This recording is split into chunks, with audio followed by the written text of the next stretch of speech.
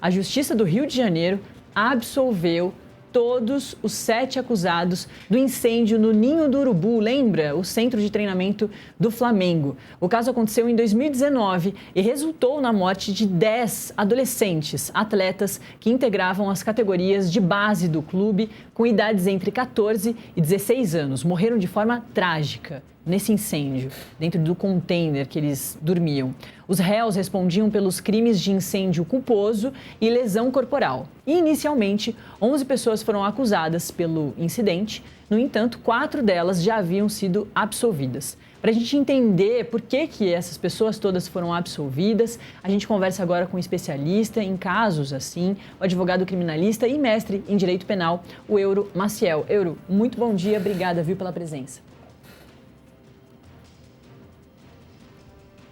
Isso aqui é o convite. Euro, é claro que nesses casos sempre comovem, né, por causa da tragédia que foi, da forma que esses adolescentes morreram, morreram dentro ali da tutela do Flamengo, afinal de contas eram adolescentes, dormiam durante a semana ali naquele container no Ninho do Urubu, no centro de treinamento, justamente para estarem ali trabalhando, envolvidos nos treinos e voltavam às suas famílias apenas aos finais de semana. E claro que com uma tragédia dessa, o país todo fica aguardando, inclusive, principalmente as famílias, ao julgamento para ter culpados, porque não dá para a gente entender que adolescentes morrem na tutela de fora das famílias e que não tem nenhum responsável a partir de um incêndio dentro desse lugar onde eles estavam, que não era nem um pouco seguro, pelo que as provas mostraram. Essa revolta é comum, claro, não tem como. E por que essas pessoas todas foram absolvidas ou por que não teve culpado e responsável nessa história? Natália, a questão é a seguinte, né? Muitas pessoas que criticam a decisão, que criticam a absolvição, eu acredito que a imensa maioria dessas pessoas não teve acesso aos autos, como eu não tive acesso aos autos, mas eu tive acesso à sentença. Eu li a sentença absolutória proferida pelo juiz lá do Rio de Janeiro.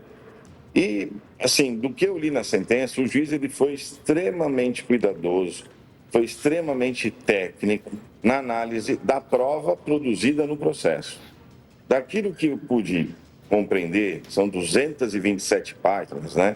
Então tem muita coisa ali que fazem alusão a provas que estão nos autos, às quais, repito, eu não tive acesso, mas ele bate muito, o juiz, na questão do laudo apresentado pelo Instituto aí de Investigação do Rio de Janeiro. De acordo com este laudo, não ficou demonstrado, não foi possível aos peritos determinar exatamente qual foi o motivo do fogo. Eles sabem que foi no container número 6, onde estavam as vítimas, a partir do aparelho do ar-condicionado. Porém, existem dúvidas se isso veio da rede externa, foi uma supercarga de energia, se isso foi um problema do motor do ar-condicionado ou se isso foi um problema decorrente de uma manutenção mal feita dias antes.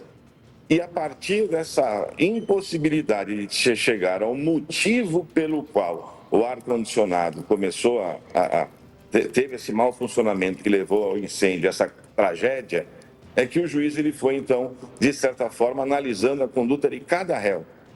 E aí, pelo que eu li, ele fez de forma fundamentada, ele analisou muito bem a prova, foi extremamente técnico. Então, sob o aspecto criminal em si, eu não vislumbrei no corpo da sentença nada que fizesse despertar algo que pudesse motivar um inconformismo exagerado como está sendo feito. Basicamente é isso. Ô, Euro, então, num caso desse, a gente pode entender que o Ministério Público, que não reuniu as provas direito, ou né, a partir da acusação não foi bem feita, ou não selecionou exatamente quem deveria ser o responsável, as pessoas que deveriam ser as responsáveis? Esse segundo ponto que você mencionou, Natália, é algo que o juiz também atacou bastante. Ele mencionou bastante na sentença. Por exemplo, foi denunciado um diretor do Flamengo que esteve no Ninho do Urubu durante 3 anos, em 6 oportunidades, 5 oportunidades. Não era função dele era o diretor financeiro, ele aprovava o gasto.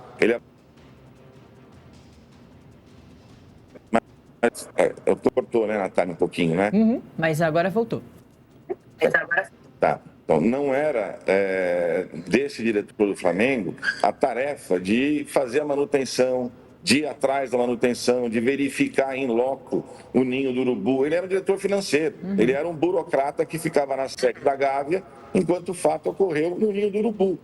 Então, assim, o juiz menciona no topo da sentença que parece que o Ministério Público ele foi muito mais atrás de cargos, ou seja, pessoas que tinham cargos de liderança nas empresas envolvidas, do que necessariamente das pessoas que estariam, de certa forma, atreladas ao fato em si.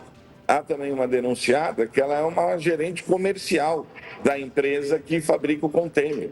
Ela vende o container, mas ela não tem responsabilidade nenhuma com relação ao ar-condicionado. Então, tudo isso foi muito bem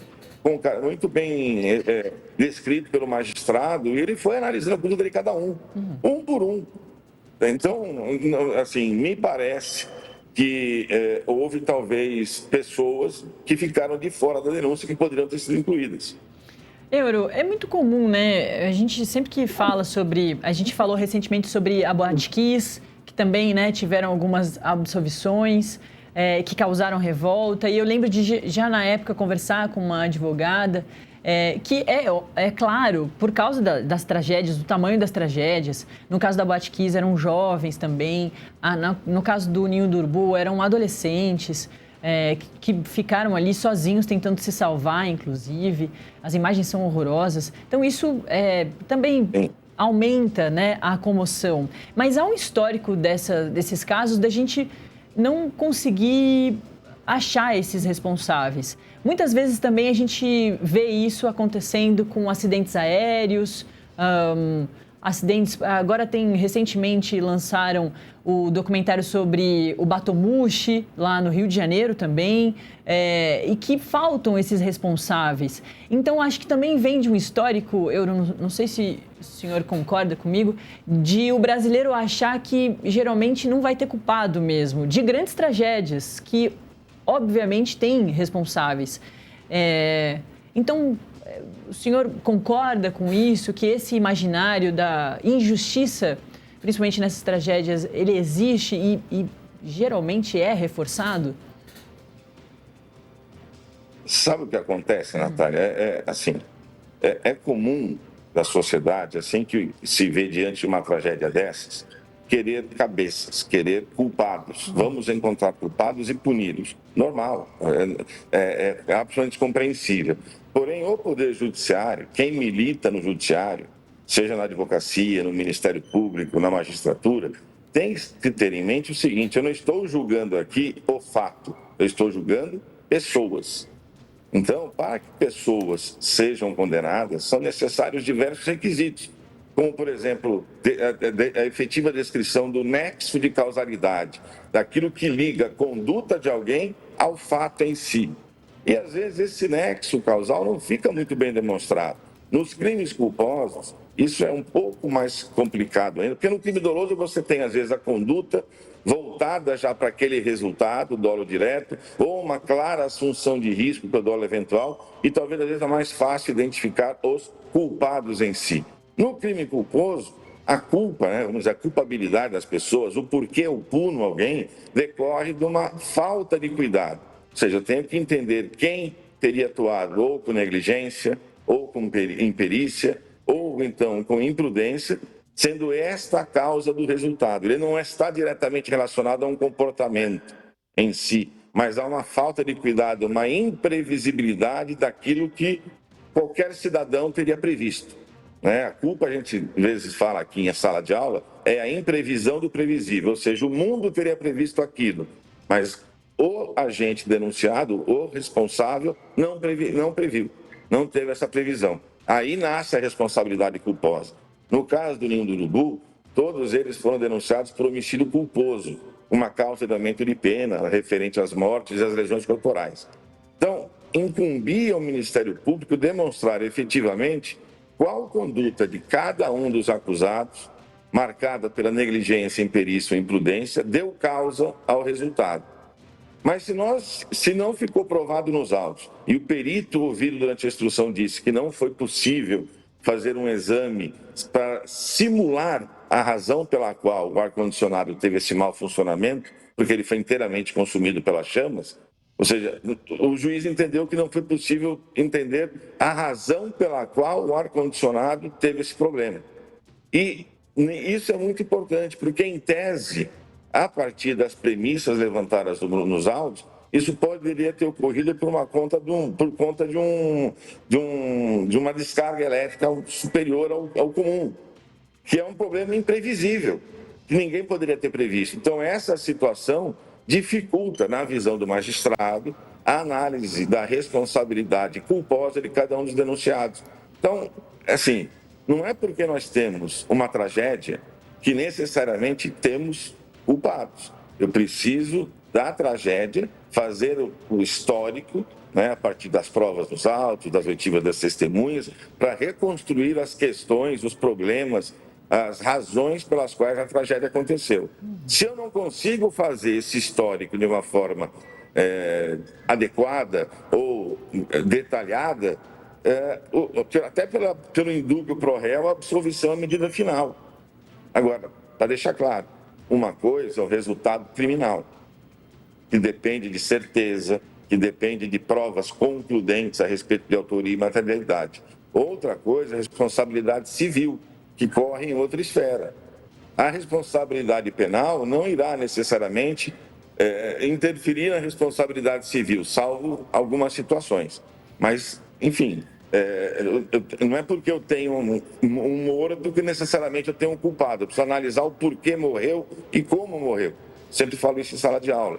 Então, esse inconformismo é de fato compreensível, mas a resposta efetiva do porquê foram absolvidos e as razões das absolvições só podem ser obtidas a partir de um exame do processo. Quem conhece o processo sabe. E, Euro, para a gente finalizar, vou ler a nota dos familiares e aí depois terminar com uma perguntinha sobre o restante do processo, né? Se cabe recurso e tudo mais. Mas as famílias dos meninos que morreram lá no Ninho do Urubu em 2019 disseram o seguinte, abre aspas, a Associação dos Familiares de Vítimas do Incêndio do Ninho do Urubu divulgou essa nota, né, de repúdio à decisão da 36ª Vara Criminal do Rio de Janeiro. Agora sim, abre aspas. A entidade classificou a sentença como um grave retrocesso e afirmou que a Justiça falhou em seu papel de responsabilizar os culpados e prevenir novas tragédias. Nesse comunicado, a associação relembra também as condições precárias do alojamento e também falando sobre essas condições, porque ele foi montado em containers, sem alvará e com falhas elétricas, e sustenta que a absolvição reforça o sentimento de impunidade no país. O grupo promete seguir lutando por justiça e pede que os recursos sejam acompanhados com rigor. A nota ainda faz um apelo para que o esporte brasileiro adote uma cultura de responsabilidade e segurança, em homenagem à memória dos 10 adolescentes que perderam a vida. Aqui uma parte dessa nota. Voltando então, Euro, para a gente finalizar, eles também pedem todos os recursos e tudo mais. Esse é um primeiro momento, né? A primeira resposta da Justiça em relação às provas que chegaram, a toda a acusação. As defesas podem... as defesas foram inocentadas, né? Mas quem está acusando pode continuar com o processo de alguma forma ou melhorar esse processo, recolher novas provas, abrir um novo processo?